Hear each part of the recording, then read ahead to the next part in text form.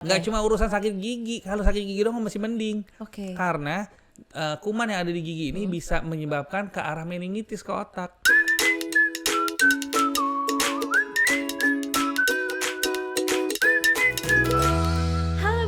Selamat datang di podcast Halo Bunda, persembahan spesial dari Generos, teman Bunda mendampingi tumbuh kembang si kecil lah. Senang sekali nih saya Asasi bisa hadir lagi di segmen kedua. Tentu saja masih bersama dengan Dr. Ziki. Kita akan berbincang-bincang lagi nih tentang inflamasi. Nah, untuk segmen ini kita akan membahas tentang inflamasi terhadap perkembangan otak nih, Dok. Tadi kan kita udah bahas dikit ya tentang gimana sih inflamasi itu pada tubuh secara keseluruhan dan dampak baiknya pada tubuh tuh ternyata ada loh inflamasi, walaupun benar-benar radang nih ya, radang tenggorokan, terus radang sendi dan sebagainya. Nah, kita akan bahas lagi nih untuk inflamasi dengan perkembangan otak anak. Nah, kalau misalnya nih Dok, tadi kita udah bahas tentang inflamasi untuk tubuh. Nah, kalau misalnya berkaitan dengan fungsi kognitif, dengan fungsi kognitif anak nih, apakah ada inflamasi ini ada bisa berpengaruh terhadap menurunkan kecerdasan anak nih mungkin gitu kan. Terus habis itu bisa juga nggak sih misalnya berpengaruh terhadap kemampuan bicara dan bahasa si kecil gitu. Kalau sering dan berat, bukan sering atau berat itu berpengaruh. Oke. Gampangnya gini deh, mungkin kalau bicara medis kayaknya terlalu ribet ya. Gini aja. Kan otak lagi perlu bahan bakar nih untuk perkembangan tubuh, untuk perkembangan otaknya nih ya kan. Baik itu bicara, baik itu kognitif atau kecerdasan, kemampuan motorik, sensorik atau apapun. Pokoknya kemampuan perkembangan anak, ya kan. Dia perlu bahan bakar loh, perlu nutrisi. Di satu sisi terjadi peradangan. Peradangan ini saya ibaratkan seperti kebakaran gitu ya. Kayak seperti kebakaran ya. Kalau lagi kebakaran kayak gini, perlu air nggak? Perlu. Untuk madamin kan? Maka irigasi yang tadinya harusnya mengairi sawah di otak dipakai buat madamin api. Kira-kira akhirnya sawahnya teririgasi dengan optimal nggak? Enggak. Itu jawabannya. Iya. Jadi berarti ini ya kecolong gitu kan. Harusnya air yang ada di sawah, tapi ini harus dipakai saya buat warga nih, buat selama ini untuk ngademin si inflamasi tadi atau kebakaran tadi. Nah, berarti istilahnya bisa ya berpengaruh. Bisa. Oke. Kalau sekali-sekali atau kebakaran nggak terlalu heboh, mungkin nggak terlalu banyak air yang kepake ya kan, bahasa gampangnya gitu ya. Tapi kalau misalnya kebakarannya heboh besar, udah gitu lama, ya habis airnya buat si madamin api doang, ya kan. Otomatis nutrisi ke otaknya gimana? Ya kurang. Otomatis perkembangannya gimana? Nggak optimal. Oke. Simple ya. Iya, benar-benar sesimpel itu karena kalau misalnya tadi kan berpengaruh. Boleh dijelasin lagi nggak secara rinci misalnya kalau ada inflamasi itu fungsi kognitif atau kecerdasannya. Nah, kira-kira untuk kurangnya tadi itu akan berpengaruh terhadap apa aja sih? Untuk kurang irigasi itu ya. Kan otak itu kita punya area ya. Jadi otak itu kayak batu pualam gitu ya, kayak batu marmer. Tuh ada area-areanya. Gak usah ngomong batu pualam deh. Kayak ini, kayak bola globe, bola dunia. Iya, betul. Bola dunia itu globe, itu ada benua Asia, ada Eropa, ada Afrika segala macam. Otak pun begitu. Ada area motorik, area sensorik, pusat bicara, pusat penglihatan, gangguan emosi, terus bagaimana cara dia mengambil keputusan, itu semua ada areanya. Tergantung daerah mana yang kena. Ya. Tergantung daerah mana yang kena dan tergantung daerah mana yang sering dirangsang atau jarang dirangsang. Ya. Jadi di sini bunda-bunda ini penting nih. Bukan cuma kita bicara masalah gizi yang cukup buat anak. Betul. Biasanya kan rata-rata itu tuh. Makanan udah bagus, makanan bagus. Makanan bagus nggak dirangsang juga nggak bangun. Ya. Jadi bola dunia itu kalau kita areanya itu kita supply nih, otaknya kita kasih yang bagus, cuman motoriknya nggak diajak gerak, sensoriknya nggak main sensory play, kemudian bicaranya nggak dirangsang, ya kan? Ya dia otaknya nggak bisa berkembang optimal. Jangan cuma hanya di istilah tanaman ya, jangan cuma hanya disiram dan dipupuk, dibentuk dong ibu-ibu. Jadi supaya beri ya. Nah itu. Jadi pokoknya walaupun harus ada di salah satu inflamasi misalnya itu, tapi kita harus tetap ngerangsang ngerangsangannya. Jadi kalau ditanya inflamasi mempengaruhi kemana, tergantung area mana yang terkurang dan area mana yang tidak terangsang. Gitu. Nah, kalau misalnya lagi nih tadi kita kan menyebutkan bahwa inflamasi itu bisa bermanfaat baik juga kan, karena sebagai tameng nih tubuh kita. Nah, kalau misalnya kita mengurangi supaya efek inflamasi ataupun radang di dalam tubuh kita ini nggak berlebihan nih, misalnya nggak overload atau nggak berlebihan tadi berkepanjangan juga. Nah, yang bisa kita mendapatkan manfaatnya tuh gimana caranya kita untuk kontrol itu, Dok? Gitu. Disinilah perannya obat antiinflamasi. Obat antiinflamasi di sini ya, baik itu berupa obat atau berupa tanaman obat ya. Tapi saya nggak bisa bahas tanaman obat, bukan ilmu saya. Jadi kita sebut namanya antiinflamasi. Gunanya apa? Untuk mengurangi proses kehebohan dari perang antara si tentara dan si kuman gitu loh ya. Nah, jadi setiap ada perang, tentara satu dengan si penjahat yang lain, tentara yang lain ini, maka nggak mungkin mereka perang berdua gitu aja. Pasti kotanya hancur. Ya kan, pasti akan ada puing-puing gitu loh. Nah, untuk supaya nggak terlalu heboh, maka kita harus redam dengan gencatan senjata, dengan pemberian antiinflamasi tadi. Karena apa sih kita perlu berikan antiinflamasi? Karena namanya peradangan itu secara ilmu medis itu ada 5 yang akan muncul. Yang pertama adalah kalor, rubor, dolor, tumor, fungsiolesa. Kalor itu adalah demam, pasti panas, ya kan? Kalau demam kan nggak enak rasanya, ya kan? Habis itu dolor artinya nyeri. Habis itu rubor, merah, kemerahan. Tumor, pembengkakan. Fungsiolesa, fungsinya terganggu. Kalau ini muncul kan tetap aja meskipun kita lagi ada proses perlindungan, tetap aja badan kita kan nggak enak. Badan si anak nggak enak. Itulah kita perlu turunkan demamnya, kita kasih anti radang, membuat lebih nyaman. Bukan menghilangkan radang, tapi mengurangi gejala dari proses radang tersebut. Justru kalau radang dihilangkan, misalnya dengan anti radang yang kuat, let's say misalnya golongan-golongan obat steroid gitu ya, maka daya tahan tubuh turun. Tentara tubuh kita di stop, udah, nggak usah berantem. Virus, bakteri masuk dengan lancar.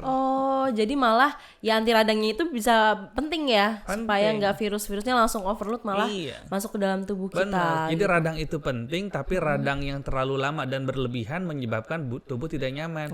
Harus ditekan. Tapi kalau terlalu ditekan, otomatis virus dan bakterinya naik lagi. Jadi kayak main kopling gitu loh. Nggak boleh terlalu ngegas, nggak boleh terlalu ngerem. Iya, paham. Wah, itu jadi bisa pengetahuan juga. Kita kan mikirnya ya udah kita ada radang gitu kan, terus habis itu udahlah coba kita hilangkan gitu kan, padahal itu belum tentu bagus ya. Itulah gunanya konsultasi ke dokter. Nah ya pokoknya tetap harus konsultasi gitu kan, yang pada ahlinya tentu saja. Nah kalau misalnya nih tadi kita tarik lagi yang segmen 1 ya Bunda, tadi kan ada yang berhubungan inflamasi dengan otak gitu kan. Nah, apa sih sebenarnya ada penyebabnya inflamasi dalam otak sendiri misalnya? Inflamasi ke otak nih berarti ya. Inflamasi di otak kita bicara misalnya berarti meningitis atau encephalitis ya, radang selaput otak dan radang pada otaknya sendiri. Penyebabnya tuh bisa bakteri, bisa virus, bisa jamur, bisa TBC, bisa parasit. Nah, tergantung yang mana. Cuman bagusnya otak itu dilindungi oleh suatu sistem yang Allah ciptakan hebat. Namanya blood-brain barrier. Blood-brain barrier ya, sawar darah otak. Jadi artinya gini, seseorang mungkin tiap tahun pernah mengalami flu. Tiap orang pernah mengalami ya diare, sakit perut ada ya. Tapi nggak semua orang pernah mengalami meningitis dan tidak semua orang mengalami encephalitis. Karena perlindungan otak itu jauh lebih kuat. Ya. Kok bisa sampai akhirnya terinfeksi? Berarti kalau nggak kadung si kumannya kelewat galak, si orangnya terlewat lemah. Nah ya, orangnya terlewat lemah. Apa saja yang bisa menyebabkan orang ini terlewat lemah? 1, anak yang mengalami gangguan sistem imunitas. Ya. Yang kedua, anak yang mengalami gangguan sistem imunitas tadi misalnya emang kekurangan ya, atau dia terlalu berlebihan misalnya autoimun.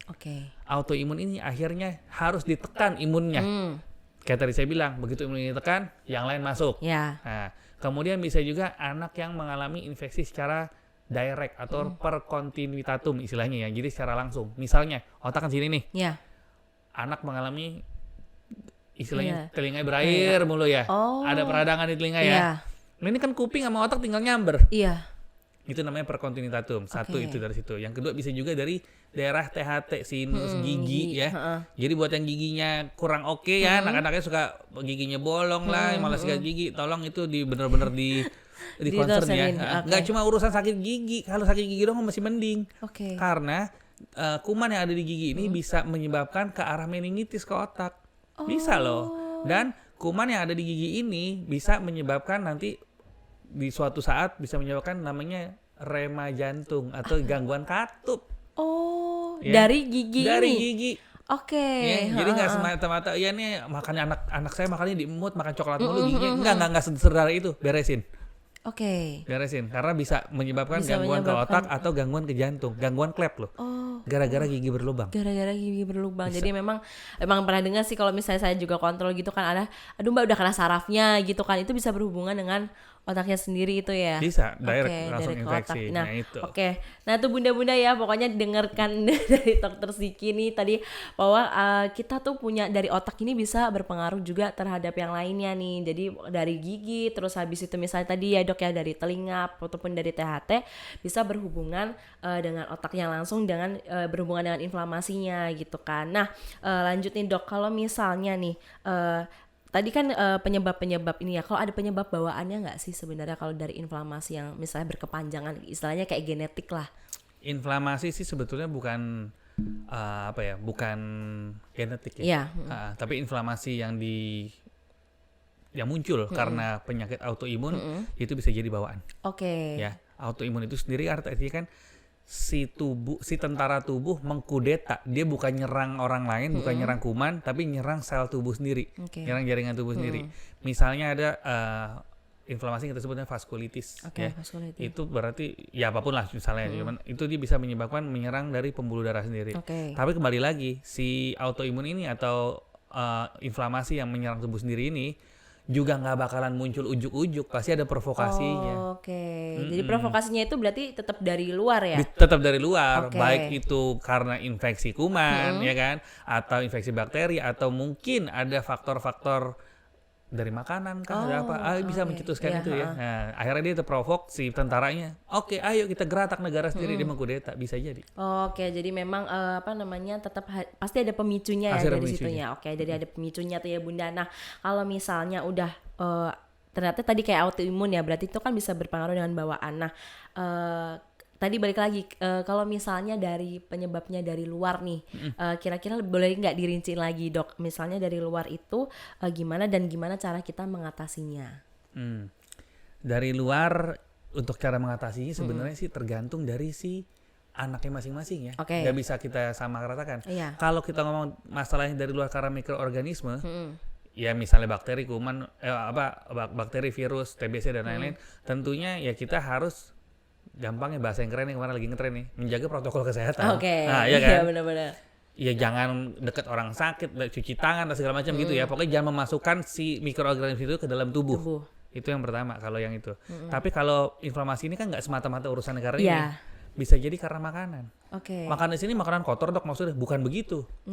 Makanan-makanan yang memicu reaksi inflamasi. Ada? Apa sih gampangnya contohnya gitu ya? Alergi. Alergi adalah salah satu dari inflamasi loh. Iya benar. Ya kan? Iya betul. Ya misalnya ini anak nggak kuat minum susu gitu ya, nggak kuat minum susu, akhirnya jadi laktosa intoleransi, akhirnya peradangan di daerah saluran cerna. Ya jangan kasih susu dong. Atau nih anak alergi jadi merah-merah segala macam. Ya jangan kasih makanan atau minuman itu dong. Nah itu. Jadi memang ke makanannya itu tadi yang memunculkan alergi ya. Iya. Balik lagi, inflamasi adalah proteksi. Dia nggak akan geratak yang ada di badan kecuali autoimun. Makanya kalau ada yang masuk hati-hati. Jangan sampai inflamasi ini bangun ya. Jadi berarti kalau udah tahu nih anaknya alergi sama udang misalnya kan, gitu kan. Tapi bisa nggak sih misalnya Dok kita at least kan biasanya dikurangi nih misalnya supaya ya tetap ada istilahnya apa ya, bukan dipaksakan sih, tapi lebih kayak buat agak latihan lah, ngincip-ngincip gitu. Sebenarnya bukan latihan ya, jadi mekanisme pertahanan tubuh kalau dari makanan itu ada di usus. Ada di usus ya.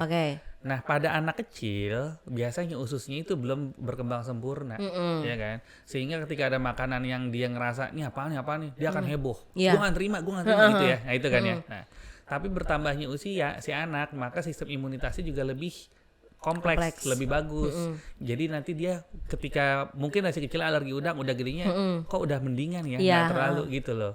Jadi sering berjalan waktu, bukan dikenalin, bukan. Justru kalau udah dia nggak bisa, jangan dikasih. Nanti suatu saat dia siap, baru dia itu. Jadi stigma yang mengatakan bahwa dia alergi udah kasih aja latihan. Iya kan biasanya kan ada yang kayak gitu kan. Terus dibilang tuh kan sekarang jadi bisa gara-gara saya latih. Itu namanya cocokologi.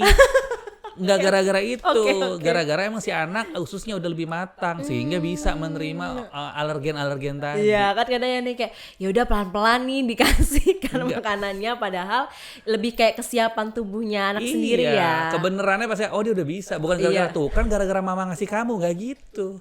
Jadi memang mengontrol untuk bukan bunda-bundanya yang akhirnya latihan, tapi tubuh itu akan tahu ya kan siap saat kapan akan siap untuk menerima yang akhirnya misalnya tadi alergi udang lagi bisa udah agak menyayangi tolerannya, jadi lebih tipis lah istilahnya, bisa konsumsi udang walaupun dikit-dikit. Oke nih, kalau misalnya tuh tadi kita udah ngebahas tentang faktor luarnya ya tadi dari makanan dan segala macam. Nah kita ngebahas makanan. Nah untuk nutrisi nih, asupan tadi kan memang kita nggak bisa mengandalkan satu aja kan, pasti harus ada stimulasi dan lain-lainnya gitu kan. Nah ada nggak sih kalau misalnya caranya kita mencegah inflamasi tapi dari sisi untuk asupan ataupun nutrisinya?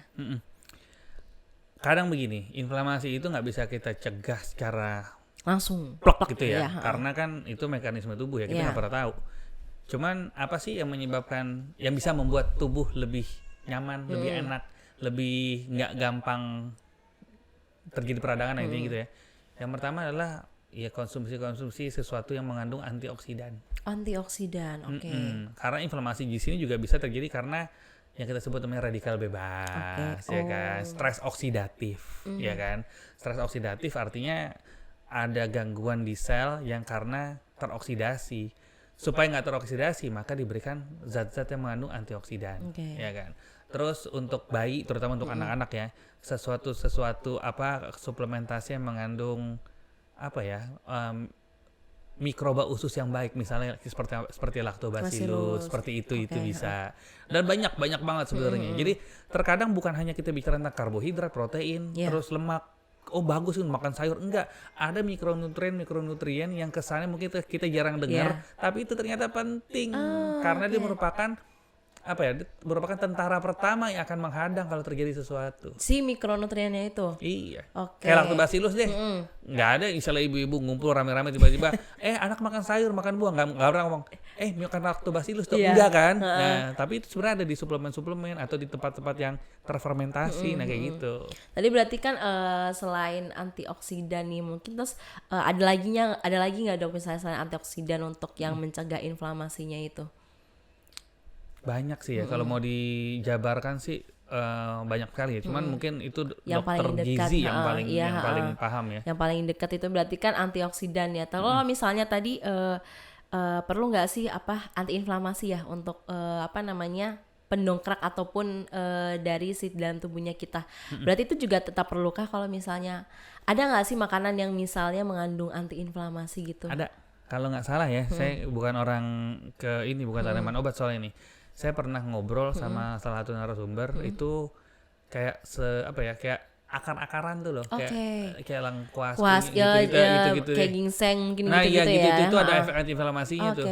Jadi memang yang herbal itu jadi bisa jadi antiinflamasi ya untuk Nah itu ya bunda-bunda, jadi penting banget untuk menjaga ataupun mencegah inflamasi dalam tubuh. Walaupun gitu juga inflamasi ini punya manfaat yang baik ya untuk tubuh. Oke Dokter Ziki, terima kasih banyak ya. Sama-sama. Sudah sharing-sharingnya. Pokoknya tadi sharing-sharing lucu, sharing-sharing asik banget. Jadi kapan-kapan kita bisa sharing lagi, tentu saja. Kayaknya next kita akan ada perbincangannya lagi nih dengan Dokter Ziki ya. Oke, kita sudah sampai di penghujung acara podcast Halo Bunda. Terima kasih juga nih kembali kepada Dokter Ziki untuk yang udah berbincang-bincang asik, sharing-sharing bareng tentang ilmu inflamasi kepada kita. Jadi makasih juga untuk bunda-bunda yang udah nonton. Jadi jangan lupa like, comment, subscribe, dan share video ini agar kita bisa berbagi informasi, edukasi, dan cerita kepada seluruh keluarga di Indonesia. Jadi sampai jumpa di podcast selanjutnya, podcast Halo Bunda, ruang informasi keluarga sehat.